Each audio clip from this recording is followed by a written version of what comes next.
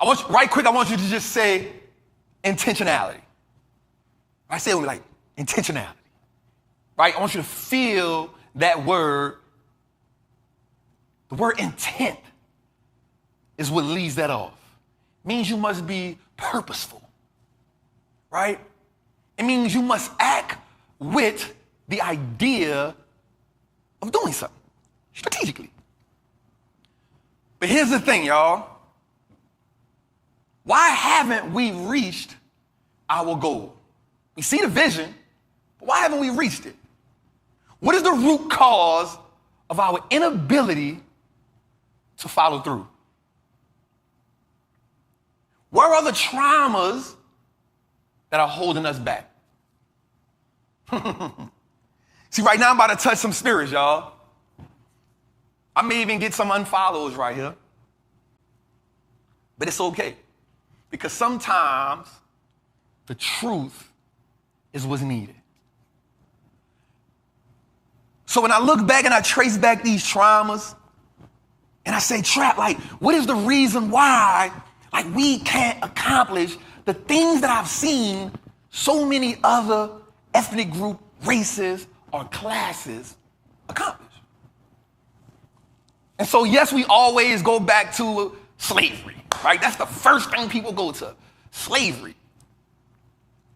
And while I do understand that slavery was a horrendous, hideous, heinous event, probably one of the biggest crimes that's ever been committed in America outside of stealing the land from the Native Americans. What I will say is this. Our economic inefficiency,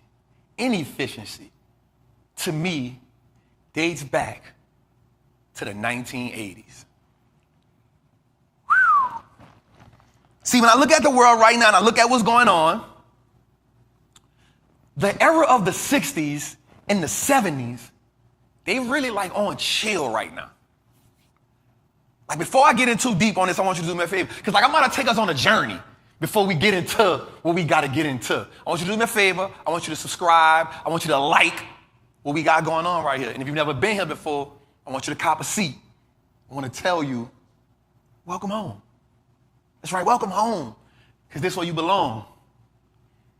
I want you to like and subscribe to the channel right quick as I tell you welcome home. All right. So let's take a journey with me right quick. Can you take a journey with me right quick? I want you to take a journey with me right quick. Right? I want you to visualize. I'm going to set the stage for us right quick. Right? And as I set the stage, I want you to connect with me. I want you to vibe with me. I want you to trap with me. Let's talk about 1982. 8.5 million Americans were without jobs. 1.5 million Americans were taken off of welfare. 1 million taken off food stamps. 2.8 million Americans, urban children, inner city youth, taken off a free lunch. Welcome to the Reagan era. Welcome to the Reagan era. The era where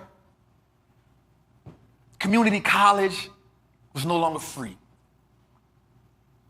An era where a president was denied the opportunity to ship illegal guns to fight against so-called South American terrorists. An era where a president made a deal to go around the law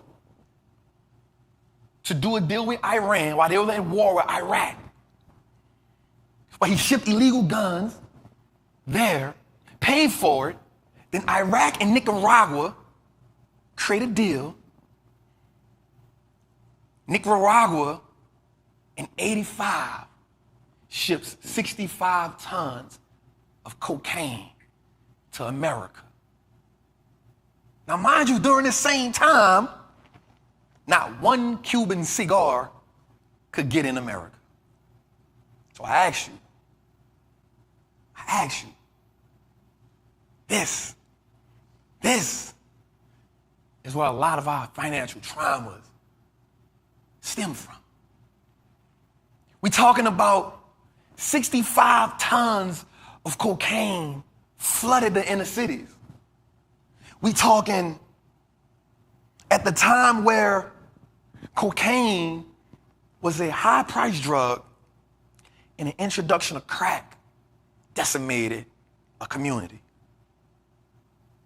We're talking about mandatory minimums finally come into play. We're talking about breaking up homes. We're talking about war. We're talking about street capitalism. We're talking about mothers being separated from children because of the birth of the term crack babies. We're talking about a term that hit American culture so hard, so abrupt. We're talking about one being at war with the black and brown man and then creating the term crack baby and now being at war with the black and brown woman. We're talking about a term that a doctor did on 23 women. Not a whole collection of women. We're talking 23 women. And now the term crack baby come about, which allowed the government to now strip children from their mothers. We're talking about a nurse who illegally tested black women and found cocaine in their systems. And instead of her helping them, she reported that findings to the law, and those women were stripped from their kids. And we get movies like Losing Isaiah. We're talking about during this time, only 2 to 3% of black children born in America were addicted to crack. Yet the term crack babies flooded our culture. So now we talk about a 20-year time span from 81 to 2001, where we go through mandatory minimums, where we go through mass incarceration. We're talking about a 20-year time span. See, of course, slavery did its thing. But in the 50s and the 60s, our people, the lower class, we talk about the Fred Hamptons who helped whites, poor blacks, poor Puerto Ricans come together. We talking about this era where we overcame. And then in the 80s, the destruction got deep. Because at that point, the poor had no leaders. We talking about a time where rap music went from empowerment to destruction. We talking about a 20-year mindset shift. We talking about a 20-year direct financial genocide, a direct cultural genocide, a premeditated wealth lynching of a people.